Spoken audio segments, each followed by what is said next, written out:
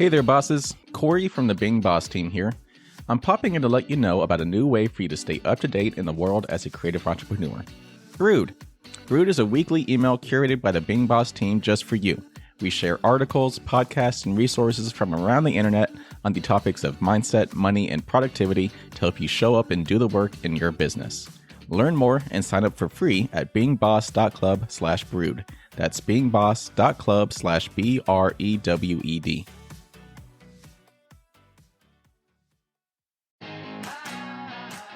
Welcome to Being Boss, a podcast for creatives, business owners, and entrepreneurs who want to take control of their work and live life on their own terms. I'm your host, Emily Thompson, and in this episode, I'm chatting about what's happening in the world of podcasting, both as a listener and a creator, with JJ Ramberg, co-founder of Goodpods. You can find all the tools, books, and links we reference on the show notes at www.beingboss.club. And if you like this episode, be sure to subscribe to the show and share us with a friend. Sometimes seeing someone else's path to success helps us clearly map out our own. It's why we all like business podcasts, right? Well, I'm here to share a show for you to check out, the Female Startup Club podcast, an amazing resource that shares insights and learnings from the world's most successful female founders, entrepreneurs, and women in business. In a recent episode, I loved hearing about how Michelle Grant, the founder of Lively, the lingerie and swimwear brand, built and sold her company for $105 million in just 3 years. Total boss move. So if you're looking for a new pod to inspire your next steps, listen to the Female Startup Club podcast wherever you get your podcasts.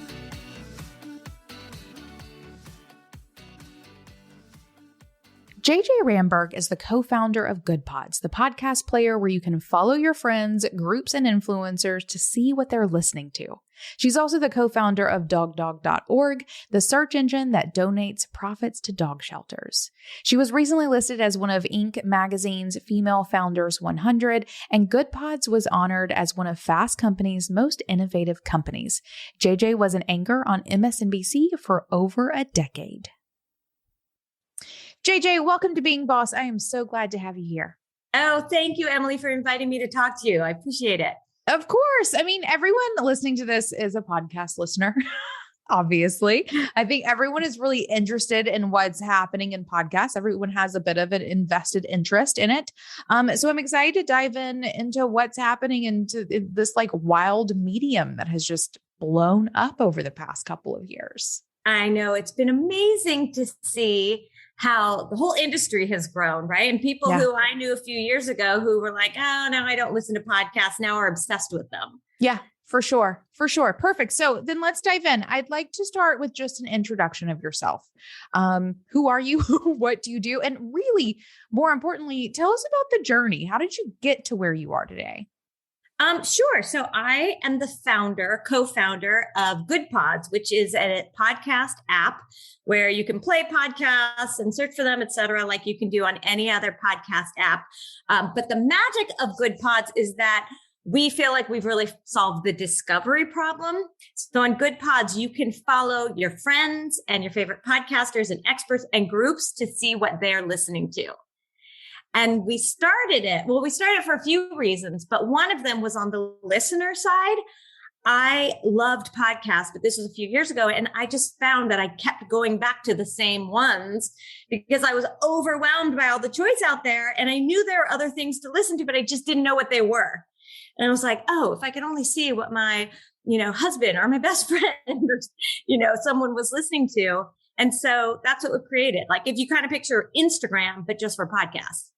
Yeah, no, I love the platform. I think all of the listeners mostly know that I'm not a podcast listener. I don't do it a lot. But y'all, if I'm listening to podcasts these days, I'm listening to it on Goodpods, and mostly so that I can see I follow my team. What is my team listening to? I follow other bosses. It's such a handy tool. But how did you get there? How did you get to building a podcast platform that solves the discoverability issue? That's such an interesting niche product. I'd love for you to share how you found yourself in that place. So when we came up with the idea, I was an anchor for NBC News, and which I had done for over a decade. And I have another company also that I started with my brother. So I was already an entrepreneur. And at the time, I had a podcast with NBC, which did well, but I knew it was also because I had NBC News behind me, right? And I just felt like, okay, here we go again, where it's going to be the same voices bubbling up to the top who have these industry connections or deep marketing pockets or whatever it is. And so I came at this from two sides, one from the listener side, but also from the podcaster. And how do we elevate other voices? Because there are all these amazing people who you want to listen to. You've just never heard of them. And so my brother and I were just talking about this idea. And since we'd already worked together, and already started a company together. And for my brother, it's actually his third company. We just decided, let's go ahead and launch it and see if it works. And so now we launched it and it's working. So it's been really, really fun to just watch this company grow.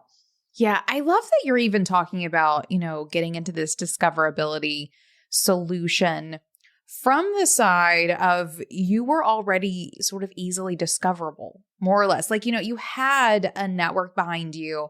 And so it wasn't from a place of like, people can't find me. It was more of from a place of people can't find other people, right? Like, how do I almost sort of even the playing ground, or really elevate voices that don't have those deep pockets behind them to be found? So what was it like? I guess, what was some of those early days like? How did you begin the process? Well, what's interesting now too, Emily, is in those days, right? If you had deep pockets, you could get discovered. But now there's so many podcasts that we get called by people who you would think have no problem getting discovered, right? Who also call us and say, wait, how can we be more involved with you all? Because even though I'm well known someplace else, I'm having trouble getting people listening to my podcast. But the early days, early days when we came up with the idea, I went and I talked to, I'm not kidding, I know this sounds ridiculous, but it is true, 700 people. Either in person, over coffee, on the phone, on Zoom, on email, 700 people to say, this is what I think the problem is. This is how I think we can solve it. Do you agree with me? And this was everyone from, like obsessive podcast listeners to people who listen once a month, to the heads of the biggest podcast production companies, to podcasters, everyone. And so then I just took all that information, right? And then we used it to create Goodpods. Yeah. Because the discoverability issue is real. And you're right. It's not even just, very top level. It's everybody. Everybody is having problems, and in particular on Apple Podcasts. Like that one, I think, is one of the worst. But also, one of the things I did several months ago, maybe almost a year ago now, is I went through and I downloaded almost all of the podcast apps that are, easily accessible on the Apple App Store. And I just searched Being Boss, like the name of my podcast. And there were some of them where I didn't even come up when I was searching my own name. Like, that should not happen. So there is this real issue within the environment of podcast apps. And even in some of the best ones, that if you are searching for something, you are likely not actually getting the best results for what it is that you are looking for. So I love that you all have, really gone with that at the forefront, because then it really is for podcasters, not just listeners. Well, it is for listeners. I mean, they need to find what they're looking for. But it really is this sort of holistic view, and it makes sense. It just makes sense. And then I also love that you guys have added this community aspect to it, right? It's not just really great search functions. It's that you are able to discover so many other shows based on the things that your friends are listening to. Well, it's so fun for me, right? I mean, I'm anyone who's a podcast listener has this experience where you're about to go for a run or get in your car and you're like, what should I listen to? Right. And then you're like scrolling through, I don't know, finding top 10 lists somewhere or calling a friend or texting someone or all over Twitter, you see what podcast are you listening to? And so now what's so fun is when that happens to me, I come on to Goodpods, I go to my feed and I see what my friends are listening to. And as a result, I've discovered so many cool shows, and it's by episode for the most part too. So it's like, someone doesn't say to me like, go listen to my climate journey. They're like, here's the episode that I listened to that I loved. I just said that because I just discovered this one yesterday because I saw a friend of mine listen to it. And it was an awesome episode that I learned so much from that I would have never known about that podcast otherwise. Wouldn't even have come up probably in our conversation. Right. And so I really even want to lead into the next part of the conversation of this is hopefully the future of podcasting, this place where discoverability is easier, sharing is easier, because the library of podcasts has become immense. Like it is massive, and wading your way through all of the options, and not even just shows, but episodes of shows or whatever it may be. You're right. It's completely overwhelming. And so this makes it easier and more fun, and you're able to connect with people along the way and get really great recommendations, which I absolutely love. Way better than what was happening in podcasting even 3 years ago. Yeah, my husband wakes up earlier than I do and often listens to something, right? And so I love being able to wake up. And by the way, you can make anything you want private. Let me just put that out there. Indeed. But I love waking up and seeing what he's listened to. And then like when I go for my run, I'll often go listen to the same thing because it's fun. Then we get to go talk about what we, discovered or learned or laughed about from the show. Yeah. Oh, I love it. Okay. So through building Goodpods, you have put your finger on the pulse of podcasting, right? And in a way that I think is probably a little more holistic than a lot of other platforms, right? You've solved some problems. You've made it a little more friendly to use for everyone. And so I'm wondering, I want to move into this idea of like, what is happening right now in podcasting? So bird's eye view. What do you think are the common themes that are coming up just generally in the world of podcasting these days? Well, over the past year, really, production value has gone way up for a lot of podcasts, right? I think, and also barriers to entry, which were already relatively low, have gone even further down. And so a lot of people are coming into the space, and the space is becoming more mature. And so there are things happening around advertising and distribution, et cetera, where it's becoming a little less like the Wild West. And people are trying to solve all kinds of problems. So again, we're solving this communication, discovery problem, but there are other companies out there trying to solve some of the technical problems and so I think the industry is just growing up some. Yeah. Oh, I agree. I love this idea of it maturing, because you're right. I think it has the barrier to entry is lower, right? Anyone and everyone can start a podcast these days, and they are, and I love that. But at the same time, those who are investing in it are really investing a lot into it. Like the amount of money I see going into producing a single show, or that advertisers are pumping into their podcast strategies, or whatever it may be, is becoming a little mind-blowing considering where we were just a couple of years ago. But I also think so. Yes, there's that with all these big companies spending tons of money, right, and treating it like you treat a TV show or something. But I also think that people are realizing the power of podcasts for small niche groups. So, for example, I've been listening to this one called Planet of the Climates, which is about a particular Web3 organization called KlimaDAO. And that podcast is for people who are interested and involved in this particular organization. And it's just a great way. It's almost like a newsletter, right? It's just people are understanding that this is a great way to communicate information, even to a small group. Right, right. So it's not even necessarily about creating a podcast that lots of people are going to listen to, so much as like really communicating the thing to the couple of people in some instances that are interested in what you do, which also I think is just it's a sign of maturation, right? We don't all need to serve everyone, but podcasting has become popular enough that you really can niche down incredibly sort of granularly. Yeah, that's why they're so fun. I always say, like, if I'm a lemon grower, I can go find some amazing podcasts on lemon growers. It's probably not an enormous audience, but it's super valuable to me. I'm just looking outside of my lemon tree, by the way. That's what made me think of it.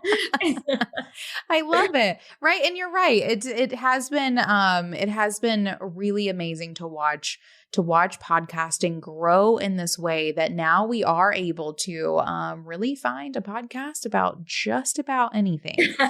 Yeah. Which is wonderful. And so it really does even make a place for anyone too. So if anyone is thinking of starting a podcast and you're wondering if what you want to talk about is too specialized, too niche, you can totally do it. It's not, but that's where Goodpods comes in, right? Because then you have to find your audience. Absolutely. So you got to find your people. And that's what we're trying to do. When it comes to growing your business, integrating the right tools at the right time to help you get the job done can be tricky. But the HubSpot CRM platform is a tool that can take the headache out of scaling your business, and it will continue to grow with you. But don't just take it from me. I understand the value of bosses sharing what's worked for them along their entrepreneurial journey. That's why today I'm bringing you the experience of a real boss using HubSpot to take her business to the next level. My name is Kim Dow, and I'm the owner and publisher of SaaS Magazine, a Being Boss podcast fan, and a HubSpot CRM customer. So for our business, running a magazine, we have 3 very different lists. Each of those audiences have very different interests and different goals. HubSpot allows us to create segmented and targeted lists to ensure that we're communicating and marketing to each audience group very effectively. And using HubSpot has played a huge role in helping to increase our open and click rates and to ensure that our readers stay subscribed to our e-newsletters. We love all of the features of HubSpot, and we've really been using it this past year to help grow our business. Throughout the holidays and into 2022, we'll be using HubSpot to set up more automation, such as chat flows and more list building tools. This will allow us to become more productive and more efficient in our time and our workflow. This is Kim Dow from SaaS Magazine, and my HubSpot CRM platform helps my business stay connected. Learn more about how it can do the same for yours at HubSpot.com. Perfect. And let's look at 2022, like looking ahead into the future. If you see like what podcasting has been doing is maturing, right? Becoming more accessible for everyone, whether it's listeners or creators. But at the same time, maturing in ways where it's growing and problems are being solved and money's being pumped into it and all of these things. Where do you see things happening in 2022? And I want to start with consumers. So if you're talking to listeners, what should they expect happening in the next year? From the listener side, more of the same, right? Just more great podcasts out there for you to listen to. And then, again, I just come back to Goodpods, people solving the issue then of how do you choose and how do you discover things, right? Because that for the listener, that's the problem. The problem is just there's too much and you can't figure out where to get it. And so, I can only speak for myself in that case. We're constantly adding new features and so just trying to make the app better and better. Yeah, I love it. One of the things that I keep hearing is, the number of podcasts that a single person listens to fluctuates consistently, but I also feel like it's going to end up diversifying a lot in the next year. So to make that make sense. A couple of years ago, most people listened to 4 or 5 podcasts, right? You subscribe to 4 or 5, you listen to them pretty religiously. I think the pandemic hit and everyone's like podcast sort of patterns scattered, right? You weren't doing your commute anymore. So you stopped listening to that one that you listen to every Tuesday or whatever it may be. And sort of things got shaken up. And we've had so much time at home that I've actually seen that number over the past year or so. I've heard it a couple of different ways, but upping to where 5, 6, 7 podcasts is what most people is listening to. I'm blown away by like, when are y'all finding time to listen to 5, 6, 7 podcasts? That is amazing to me. I think y'all have more hours in your day than I do. But that number is growing. But I find that it's probably going to end up diversifying across more podcasts, right, over the next year. And that instead of listening to one super consistently, you're probably listening to twice as many shows, but really picking and choosing episodes. And I see this in terms of there's so many more podcasts out there now than there was even 2 years ago, that it's going to be hard to squeeze in everything unless you are being a little more choosy with episodes, and a little less choosy with shows. Yeah, I mean, that's my own behavior, right? Mm-hmm. And also I find this is why I like seeing what my friends are listening to, because there are things that I'm not going to listen to I listened to one yesterday. It was Today in Esoteric History, I think was the name of it, right? So I'm probably not going to listen to that every single day, but I saw one on a friend's feed that was something totally interesting to me. And so I listened to it when I went for a walk.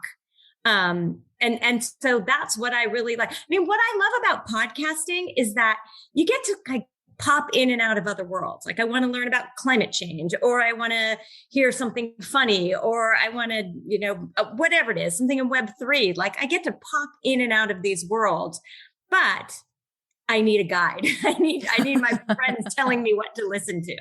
And Absolutely. And then there are some that I listen to consistently, or that I subscribe to, but there are lots that I'm like, oh, that's a cool episode right there. I'm going to listen to that. Yeah. For sure. And so I see that being much more of the behavior of the listener, as we move through and into all of these shows being created. I imagine that there being a really sort of drop off of shows being continued. Oh, there already is. Yeah, there already is. A lot of people try. I mean, it's like anything, right? It's like, remember when blogging became a thing and so many people are blogging, then after a while, you're like, yeah, this is not for me. Right. For sure. Okay. So that's the consumer side of podcasting. Let's look at the producing, like the creating side of podcasting. What sort of things do you see happening in the next year or so from the creator side? Well, there's good technology. I mean, the technology is already much better to record, and the hosting sites are making it much easier to distribute, et cetera. But I also think there's going to be a lot of interesting stuff happening in advertising. Yeah. And so, making it easier for you to monetize your podcast if that's what you're interested in. Yeah. Absolutely. I agree with all of that. Those are the things that I'm seeing as well. And particularly around the tech, like even this morning, Shure came out with their USB mic, a year ago now, 2 years ago now, which was previously unheard of. Like if you wanted a Shure quality mic, you had to have the whole setup, right? Mixer, whole thing. You could not just plug that sucker into your into your computer. But now, like the nicest studio quality microphones are becoming more accessible for people who just want to plug it into their computer, and the SaaS products as well that make it easy for you to host or edit or distribute or whatever are all becoming so much more easy and diversified. You can do so many cool things. Even here at the Being Boss team, we are doing so many things with the podcast that we were not doing previously. And then I also want to touch base on the topic of transcripts, which is something that has been coming up more and more over the past year or two. And it's something we actually talked about in an episode, I guess, 2 weeks before this one? No, 1 week before this episode goes live. I did an interview with Autumn Whit-Boyd on what's happening in the legal world for online businesses. And this idea of accessibility is a big one. And it's one that I've seen popping up in the podcasting world a lot, where people are getting sued for not having their podcasts accessible to people who cannot hear. So not having transcriptions. So I do think that is an additional sort of barrier to entry to be, super compliant and accessible in the podcasting world over the next year. And I imagine there being more SaaS tools, right? More services and things being offered around transcripts as it becomes more and more of industry standard operation for producing a podcast, as you also have to make it accessible to those who aren't listening. Yeah, I think this, again, is all part of an industry growing up. Yeah. It's like, think of the industry as a startup, right? In the beginning, you launch something, you were just sort of like chasing your tail or, working as hard as you can just to get this going, right? And then you get some processes in place and you get a little bit more money. And now suddenly you can start filling in the holes. And so I think this is just what's happening with podcasting. Yeah, for sure. Also, probably more celebrities. Yeah, well, definitely more celebrities. Way more celebrities. And I also imagine like more larger productions happening in the next year. I think so many other podcasts are showing the value that podcasting offers, and that value is just growing and growing, that I imagine that more production is going to be going into some larger shows and networks and things like that over the next couple of years as well. It's really going to like put on its big girl pants. It is, but then I don't want to take away from, again, all of the kind of, the creators, the indie podcasters who are out there putting great stuff together. Yeah. That may not have these huge budgets, but to a particular audience is still totally interesting. Absolutely. Absolutely. And what a great sort of medium that allows for both. Yeah. Yep. I agree. Right. And equal accessibility, more or less, unless you're like behind Spotify's paywall or any number of things, but really with pretty much equal accessibility in terms of having access to an audience. Yeah, exactly. Like the one I listened to yesterday, the My Climate Journey. It was just an interview. I'm sure it didn't cost anything compared to, Wind of Change, which I had listened to, right? Which was a big production and super expensive, but they both served a purpose for me to listen to. Yeah, for sure. I love it. Okay, perfect. I do love podcasting. I love being in this industry. It's such a cool space to be. Okay, one of my favorite parts of these interviews that I've been doing is looking at sort of a comparison of what has been working, what is or isn't working now, and where things may be changing. So 2 questions. One is, in the world of podcasting, either consumption, as a tech company that supports it, or like hearing from creators, what do you believe has been working in the past that is not working now in terms of podcasting? Again, I'll stick in my lane here, which is discovery. So yeah, in the past, we weren't bombarded with so much great content, right? So it wasn't as hard to find stuff to listen to because there were not as many choices. Now there are so many choices that the old means of discovery are not working. Well, I would say Goodpods is working, but that's right. That's what we're solving for. Yeah. No, I completely agree. There is so much out there that it is so hard to, within, the traditional platforms, especially, to get discovered. Discoverability is consistently something that we are working on. And I will say the podcast platforms, but also I think Google. I think Google has a lot to work on in terms of making audio a more discoverable medium through the search functions just in that space. Yeah. And so I just think, as the universe of podcasts continues to grow, discoverability for the consumer is the problem that they need to solve. All right, boss, fresh year, fresh goals, plenty of fresh energy. How will you be harnessing it to help you build a business that better supports your life this year? If I may offer up a suggestion, get your money in order with FreshBooks. From fast and easy invoicing to automated late payment reminders and the ability to handle the hassle of currency conversion, FreshBooks is easy-to-use accounting software designed specifically with bosses like you in mind, and has plans designed for all types of small businesses. So whether you offer a service, are a creative agency, or a podcast like us, you can choose a plan that's right for you. And no matter which you choose, you'll be saving time all along the way. Try FreshBooks free for 30 days, no credit card required. Go to freshbooks.com/beingboss and enter Being Boss in the How Did You Hear About Us section.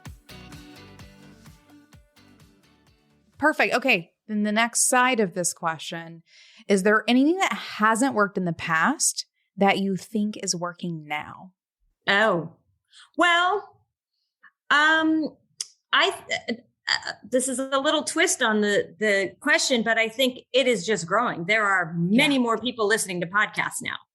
So it was just awareness of podcasts and how there's great audio content out there and how to find it. And right. So what's not working in the past is just the audience growth. Yeah. Like it. From this side of things, the thing that I want to add in here is advertising. I feel like advertising has really started hitting its stride in terms of really brand expectations. So, for years we've had conversations with brands, and occasionally we'll have brands come in who will want to chat, and they are using the space for conversion. And let me tell you what's not great for conversion. Being heard in a car that's driving down the road. Right? If someone is driving down the road or doing the dishes or on a run or whatever, they're not going to stop what they're doing. They're going to pull over on the side of the road. They're probably not going to dry off their hands and go to that link. It's just not really going to happen. And for a long time, that was absolutely the expectation. And I remember very early on having to do a lot of education with our sponsors of this is not a conversion platform. You are not going to convert. This is a brand awareness platform. Everyone's going to hear your name over and over again. And that way, whenever it is time for them to find the solution that you have, you're going to be top of mind. And I've had many conversations and had many advertisers turn around many times because they were coming for conversion. But finally, I feel like over the past year or two, people who are advertising in this space are understanding that this is not a conversion platform. It's a place for brand awareness. And those conversations have become so much more easy and so much more engaging because they're not here to put an ad in a thing and just get some conversions out of it. They want to engage with your audience, right? They want to really invest in things. And this is more or less across the board. There has been this mindset shift in advertising in the podcast realm that I think is finally beginning to align with how this medium actually works for brands. Right. It makes sense. I also think beyond that, there's also just a greater awareness for brands that podcasts are a great place to advertise. Yeah, for sure. For sure. I love it. And I also really love that there has been such a community that has been built within the realm of podcasters. I think that's something there wasn't really one in the beginning. I remember when Kathleen and I started the show, it was like we were the only people we knew who had a podcast, right? We were it. And now there's communities and events and newsletters and all of these things. It's really great to see the sharing of information and the community built out of this space too. There's so much working, I think, in the world of podcasting now that wasn't even there to not work. Exactly. In the past. Exactly. I love it. Perfect. So, okay. Then I guess to sort of wrap this up, I'm wondering if you have any words of advice for someone who may be thinking about getting into the podcasting game. And podcasting game, maybe someone is just a light podcast listener and want to really devote themselves to learning new things through podcasting, or through listening to podcasts, or maybe someone who's thinking about starting their podcast. What sort of words of advice do you have for anyone in that space in the beginning of 2022? Sure. So for someone who's wanting to start a podcast, I would say, think about it. Think about, do you have the time that you want to dedicate to this? Do you have something that you want to say that you feel like people want to listen to? And if the answer is yes to both of those things, then just do it, but do not expect it to take off right away, and it's going to, the production is only part of it.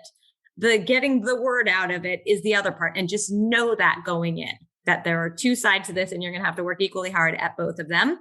But there's no reason to not give it a shot, right? If you have the time and you have the inclination, there's no reason to not give it a shot. For listeners who want to listen more. Again, I would say go use Goodpods as your player because it is an easy way for you to discover by episode really cool things that your friends are listening to, or, you know, people who like what you like are listening to. And so it will take away sort of the like paralyzing overwhelmedness of how many podcasts there are out there. Yeah, for sure. Okay. Yes to the Goodpods. Again, guys, I use Goodpods. This is not sponsored either. I just love it. I've talked to JJ before. I had to have her come on talk with me about this. But I know. I apologize. I feel like I'm sounding like a commercial, but it's because we keep talking about discovery, and I'm like, but wait, we solved that problem.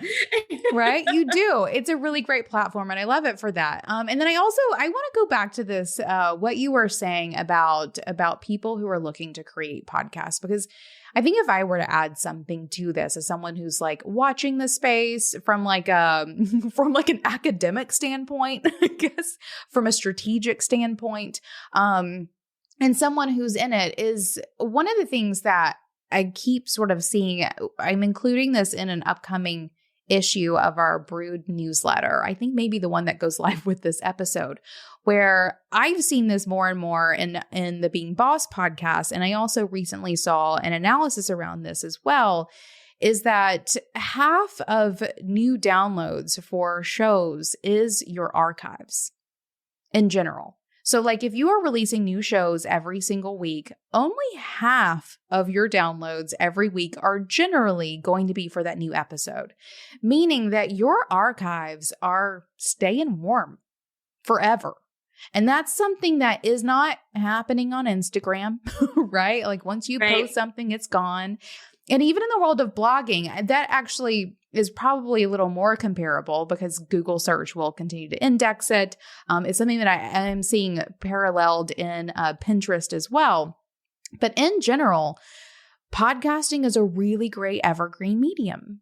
And so you can create content that really does sort of live on for a while. I even have friends who have created a podcast, had a limited run of episodes, and those are still sending people clients, right? They're still getting clients from their episodes. They're still getting downloads. They are still, like, if they're using an app that has good discoverability, right?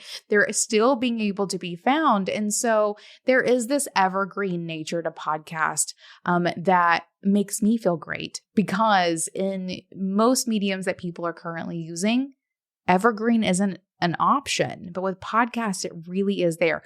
Our episodes, our weekly downloads, half of our downloads are from our entire archive of podcasts. They really do have some staying power that I think should encourage people to use this medium.